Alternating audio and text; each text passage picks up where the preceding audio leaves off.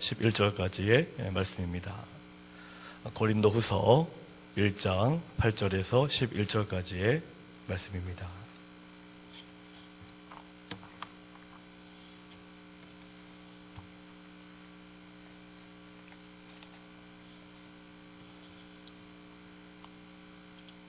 고린도후서 1장 8절부터 11절까지의 말씀입니다.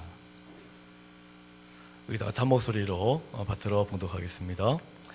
형제들아, 우리가 아시아에서 당한 환난을 너희가 모르기를 원하지 아니하노니 힘에 겹도록 심한 고난을 당하여 살 소망까지 끊어지고 우리는 우리 자신이 사형 선고를 받은 줄 알았으니 이는 우리로 자기를 의지하지 말고 오직 죽은 자를 다시 살리시는 하나님만 의지하게 하심이라.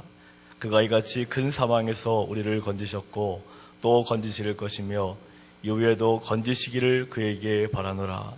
너희도 우리를 위하여 간구함으로 도우라.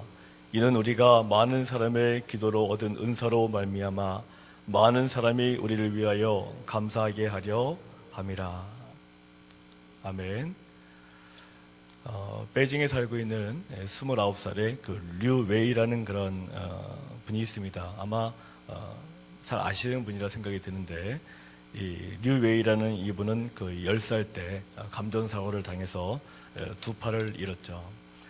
중국 분인데 두 팔을 잃다 보니까 너무 어린 나이 때 두 팔을 잃어버리다 보니까 얼마나 참 힘들었겠습니까? 그래서 이분이 수차례 자살을 생각했었지만 그래도 나에게 두 발이 있다라는 그런 생각에 발로 밥을 먹고 또 양치질도 하고 또 옷 입는 그런 연습을 했다고 합니다. 또 피나는 노력 끝에 컴퓨터 마우스를 발가락으로 자유롭게 또 다루게 되었습니다.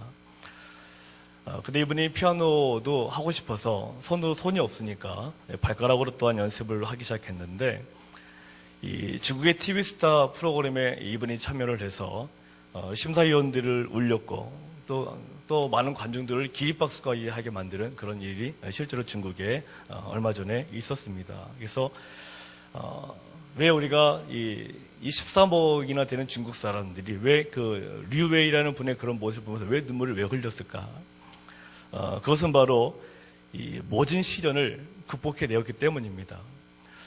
나도 분명히 많은 아픔과 시련들이 있는데, 나도 그 아픔과 시련 때문에 이렇게 아무것도 하지 못하고 주저앉아 있는데, 근데 류웨이 같은 분을 보니까 분명히 나보다 훨씬 심각한 것 같은데도 그런 심각한 그런 시련들을 극복을 해냈거든요. 그 모습을 보니까 나 자신이 눈물도 나오고 또 도전도 되고 그러는 것입니다.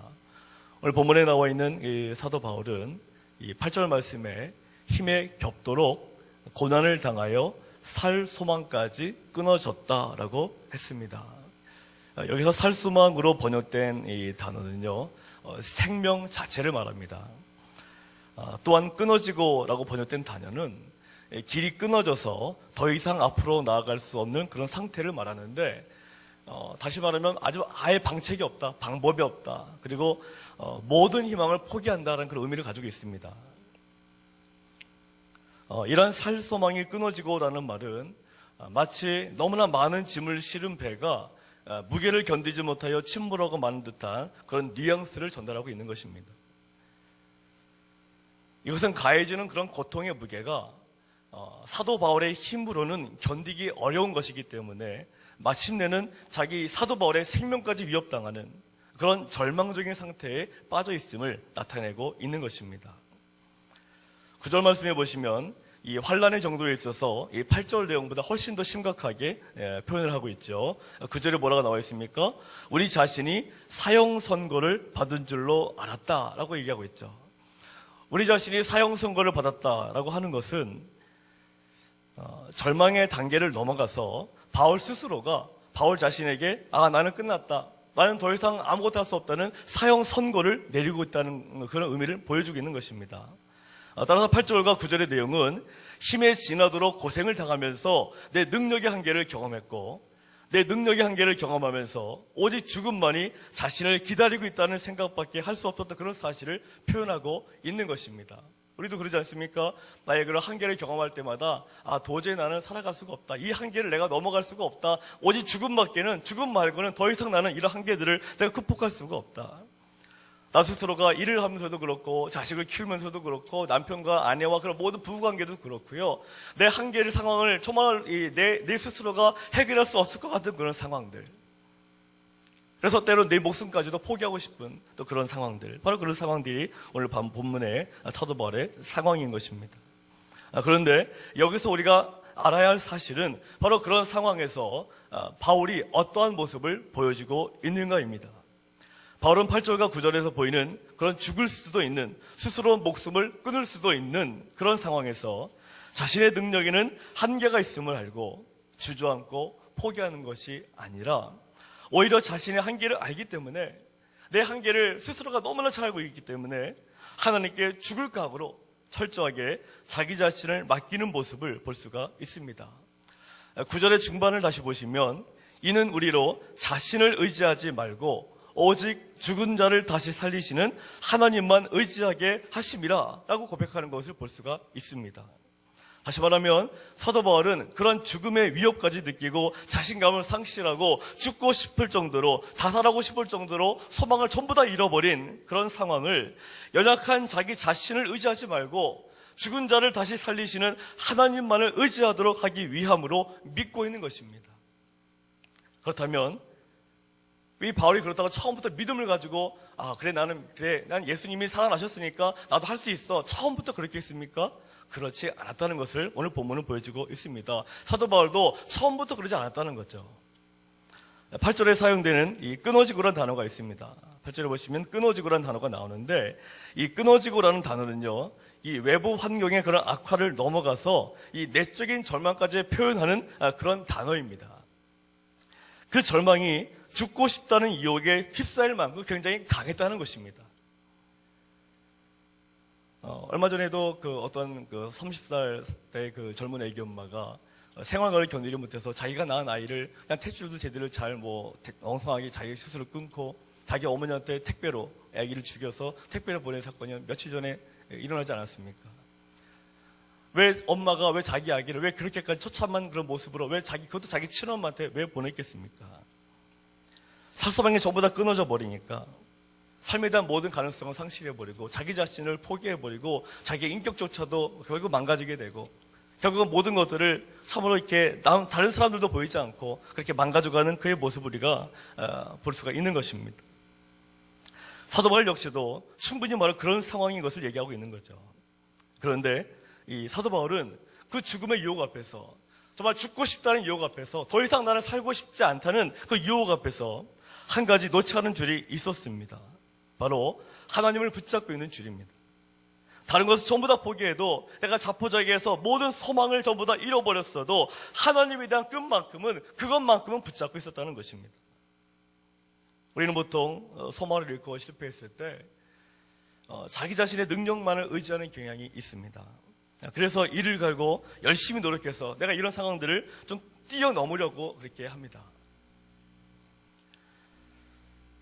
보통 이렇게 아이를 키우는 엄마들을 이렇게 많이 보면은요, 때로는 아이들 엄마들끼리 보이지 않는 경쟁들이 있습니다. 그래서 교회 내에서도 서로 모여가지고, 야, 너희 아이들은 몇 등 했냐? 니네 아이들은 몇 등 했냐? 막 서로 물어보는 경우가 있죠. 그래서 어쩔 때는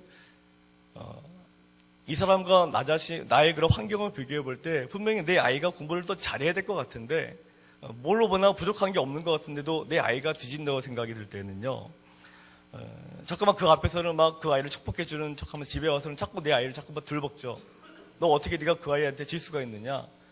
엄마가 내가 저 아이 엄마보다 네 엄마가 새벽기도 열심히 하고 다 열심히 하는데 네가 진다는 게 말이 되냐? 하면서 막 아이들을 체근하는 경우도 많습니다.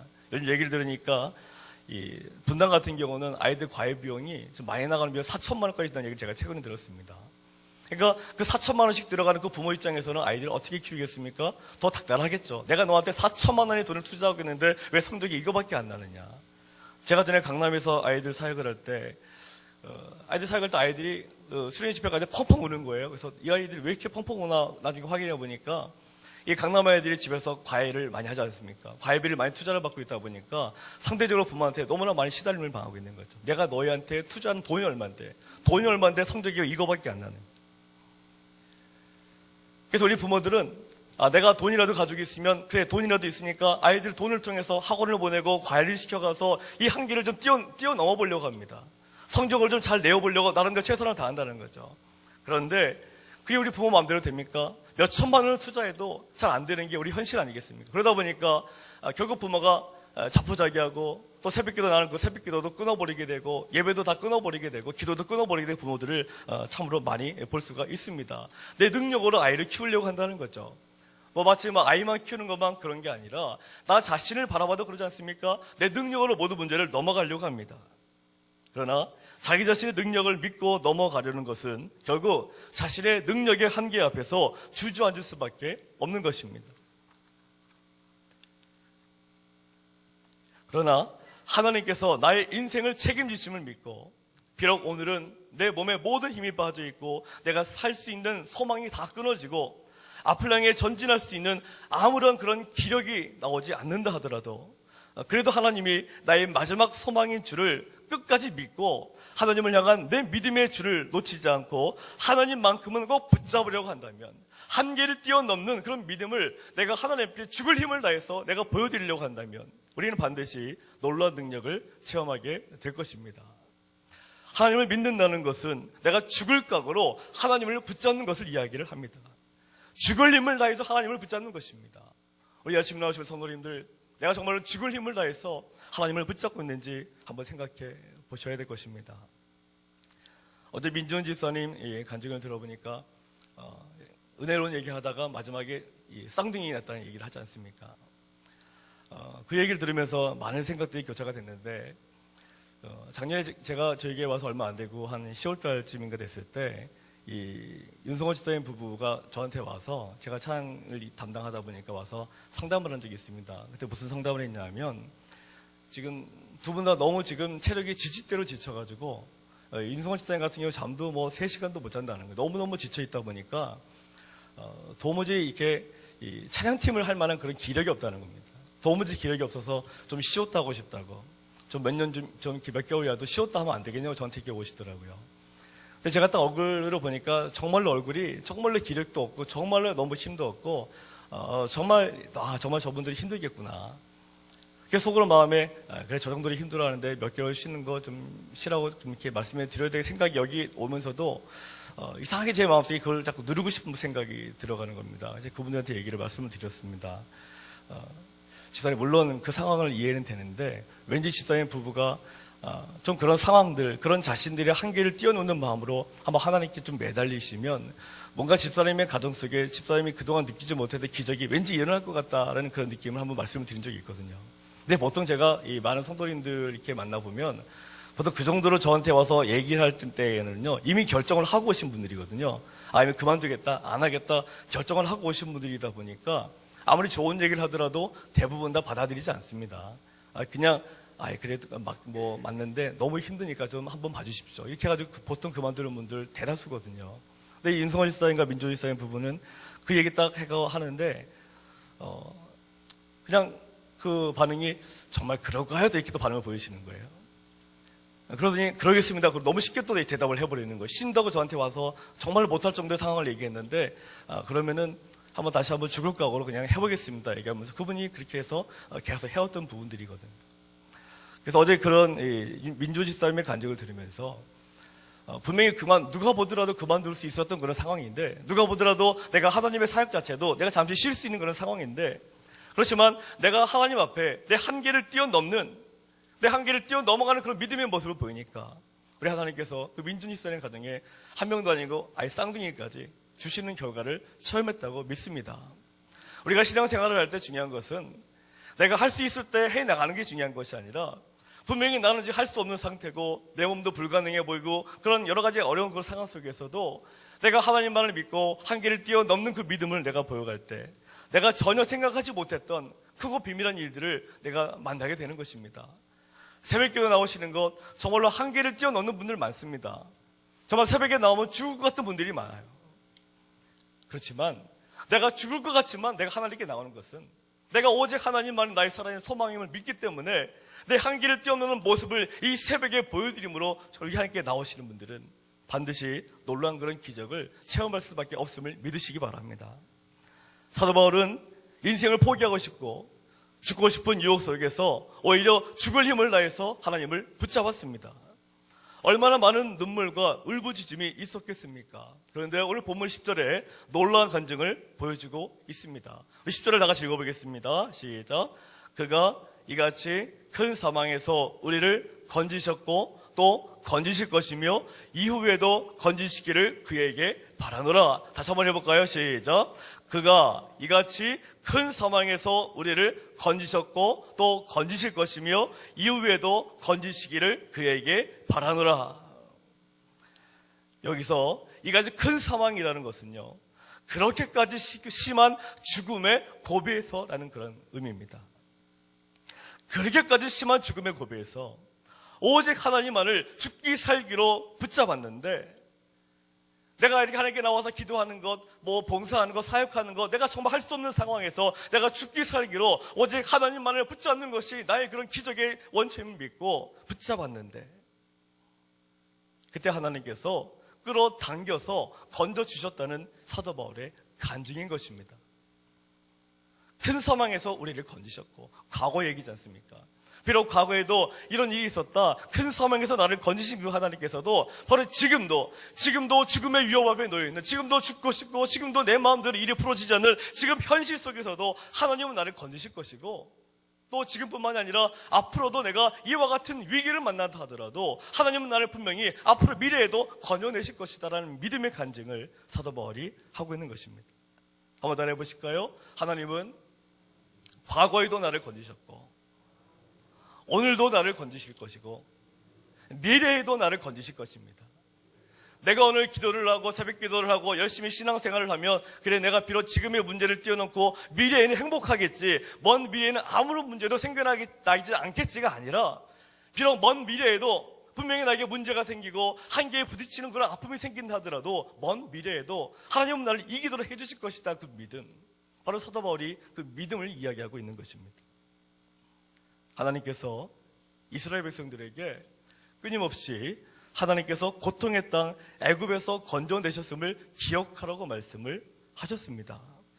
가나안 땅에 들어갈 동안 광야에서 보여주신 하나님의 모든 역사하심을 기억하라라고 계속 강조하셨습니다. 모세 오경을 보면, 영어 성경을 보시면 가장 많이 등장하는 동사가 있습니다. 그것이 뭐냐면 remember입니다. 기억하라인 거죠. 하나님이 이 택하신 백성들에게 가장 많이 강조하신 단어가 기억하라입니다. 따라해 보실까요? 기억하라. 기억하라. 기억하라. 과거에도 함께 하신 하나님을 기억하라. 따라해 보실까요? 과거에도 함께 하신 하나님을 기억하라. 우리는 자꾸만 지금 당장 문제가 생기면 자꾸만 과거에 함께 하신 하나님의 그런 은혜를 다 잊어버려 버립니다. 늘 불평을 하죠. 왜 하나님은 나를 버리십니까? 왜 하나님은 나를 이렇게 내버려 두십니까? 불평하면서 모든 문제를 바라봅니다. 그것이 아니라 우리 신앙인들은 과거를 다시 돌이켜보면서, 그래, 옛날에도 전에도 하나님은 나를 건져주셨지, 그 하나님이 지금도 나를 건져주시겠지, 그리고 미래에도 분명히 나를 건져주시겠지. 우리 자녀들에게도 바로 그런 말이 중요하지 않겠습니까? 성적 좀 떨어졌다 그래서 야, 성적 때문에 야, 너 망신당했다, 내가 망신당했다가 아니라, 그래, 비록 네가 잠시 성적은 떨어졌지만 하지만 하나님께서 분명히 너를 다시 회복시켜 주실 거야.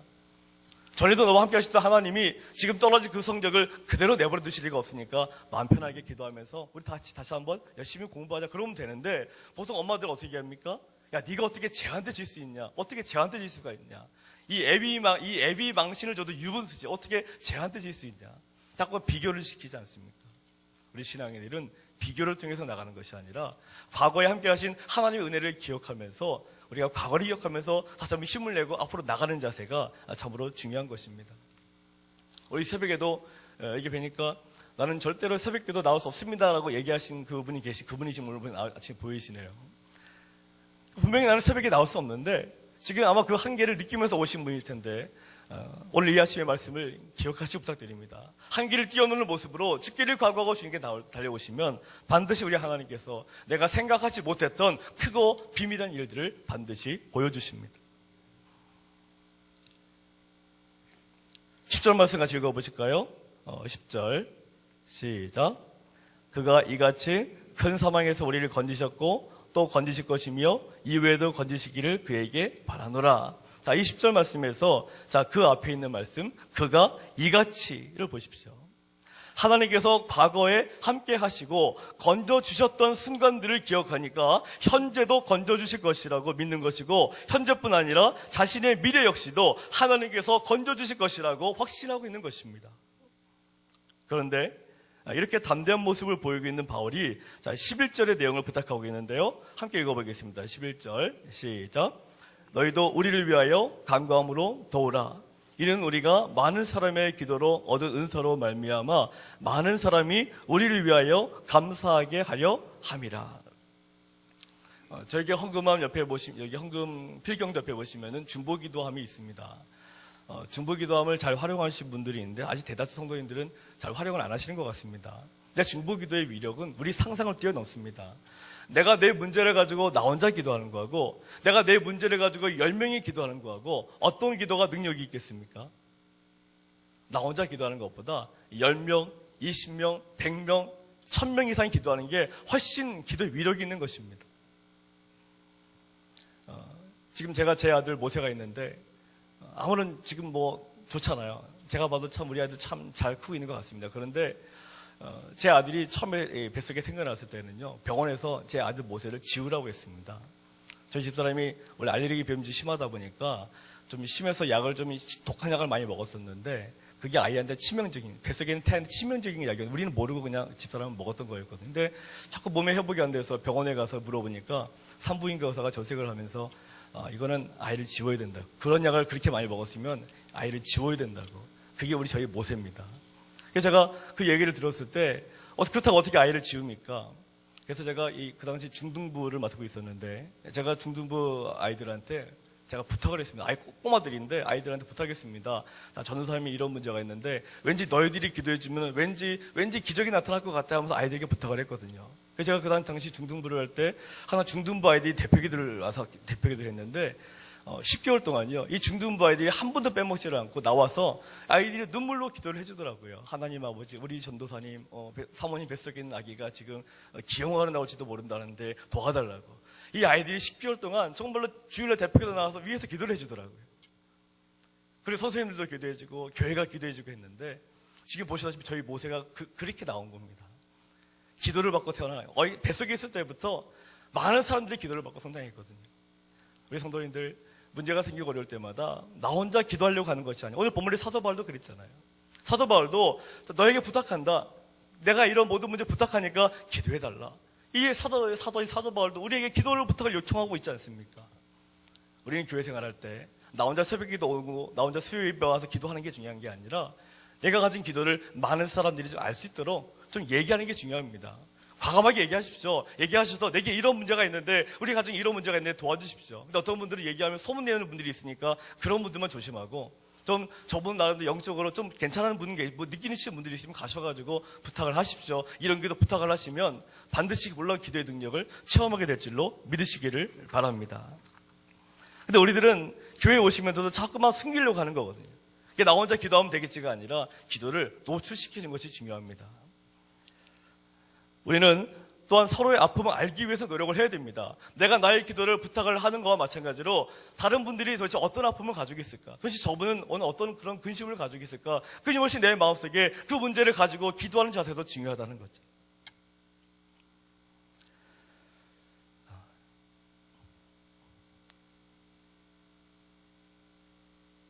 우리 옆에 있는 분들 한번 이렇게 축복해 보실까요? 하나님께서 당신을 건지셨고 건지시고 건지실 것입니다. 옆에 있는 분들, 하나님께서 당신을 건지셨고 건지시고 건지실 것입니다. 제가 시간이 많이 가서 설교를 여기서 지금 어떻게 정리하려고 하는데요. 내용의 핵심 한 가지 아니겠습니까? 힘들고 어려워도 내가 열심히 더 하나님께 죽을 각오로 달려들고, 또 우리 교회 내에서도 정말 힘들고 어려운 그런 분들을 위해서 중보기도 하고, 또 내 문제를 가지고 또 자꾸 기도 부탁하고 자꾸 해 나가시게 되면 반드시 내 모든 문제를 뛰어넘는, 한계를 뛰어넘는 기적을 반드시 체험하게 될 줄로 믿습니다. 기도하시겠습니다. 감사하신 하나님 아버지,